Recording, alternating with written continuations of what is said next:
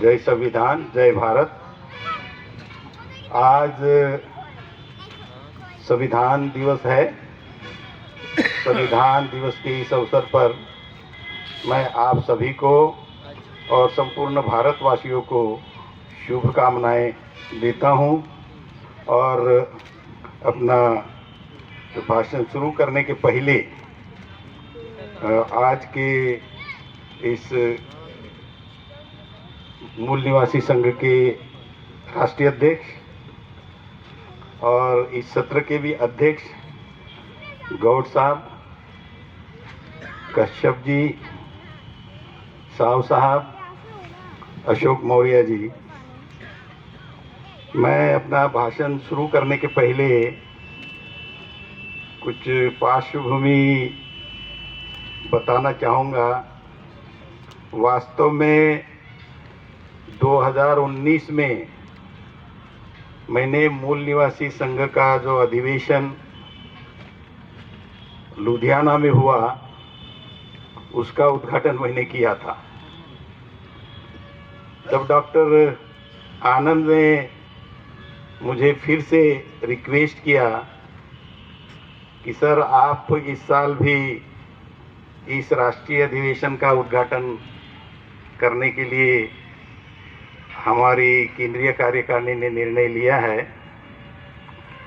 तो मेरा उनको सुझाव ये था कि भाई मैं इस आंदोलन का एक हिस्सा हूँ और मैं चाहता हूँ कि मेरे अलावा कोई दूसरा साथी जो हमारे समाज के आंदोलन चला रहे हैं, हमारे संगठन के अलावा उनको किसी को बुलाया जाए ताकि हम उनके विचार सुने और हम अपने विचार भी उनके साथ शेयर करें और हमें कुछ नई चीज़ें सीखने को मिले।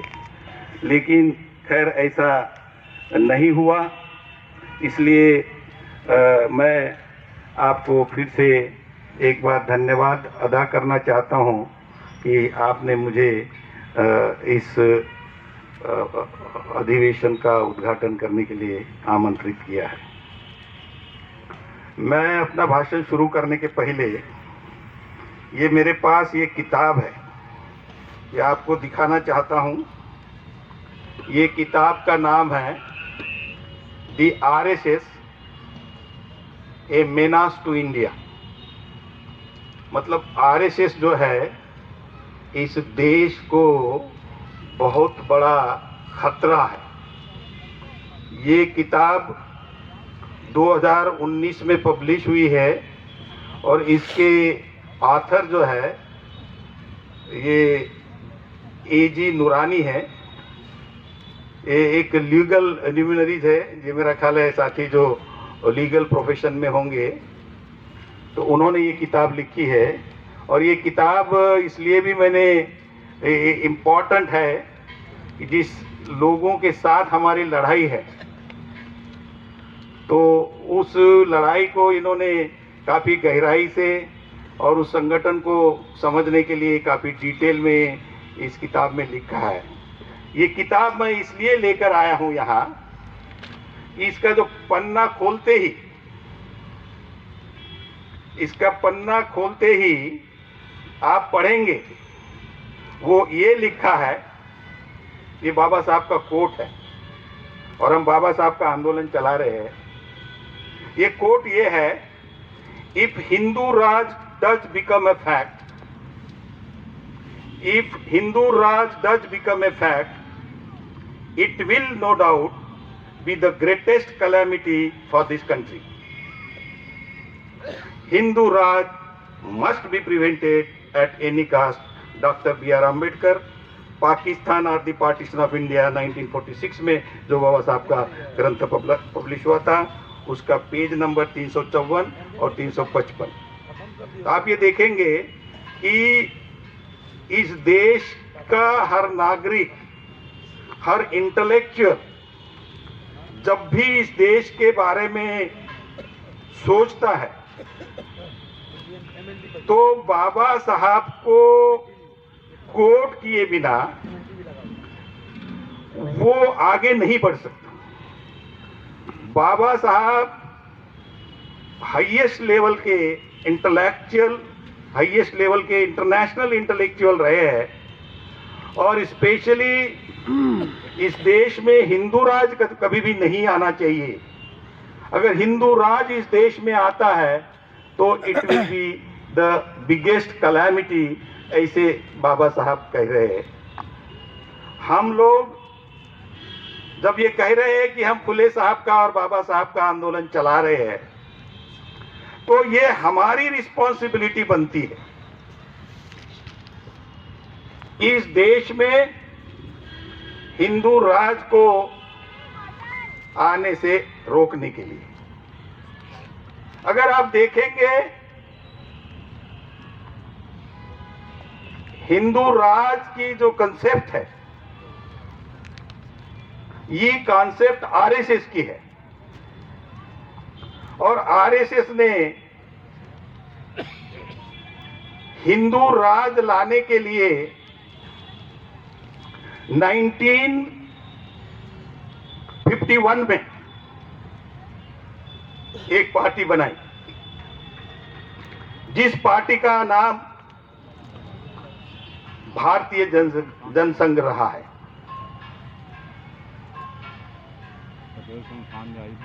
भारतीय जनसंघ अपने समय में इस देश में हिंदू राज लाने में कामयाब नहीं हुआ, लेकिन 1975 में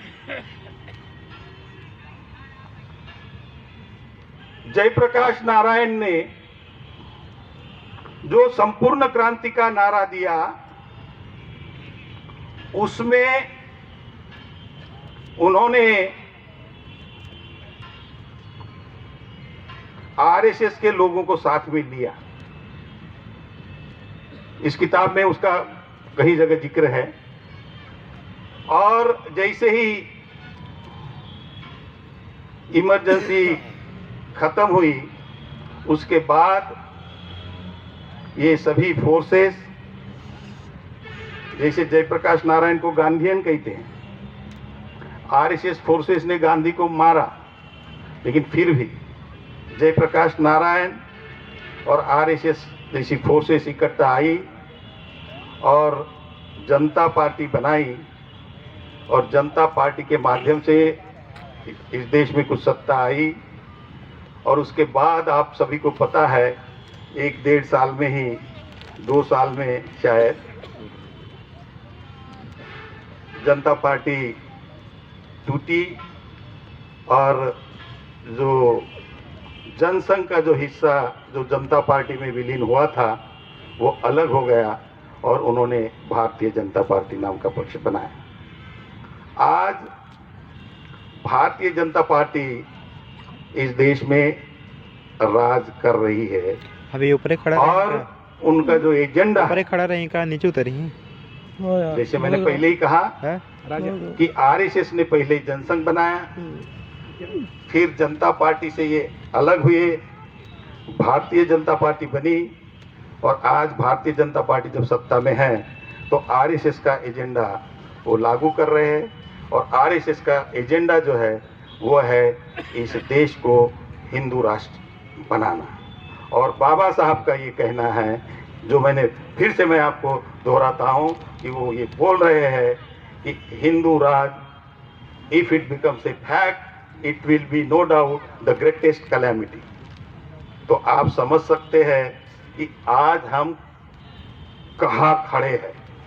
एक राष्ट्र की जो बड़ी मुश्किल से इस देश में कॉन्स्टिट्यूशन के माध्यम से एक राष्ट्र निर्मित का कार्यक्रम जो शुरू किया गया था, तो आज उसको तहस नहस करने के लिए बीजेपी और आरएसएस लगी हुई है।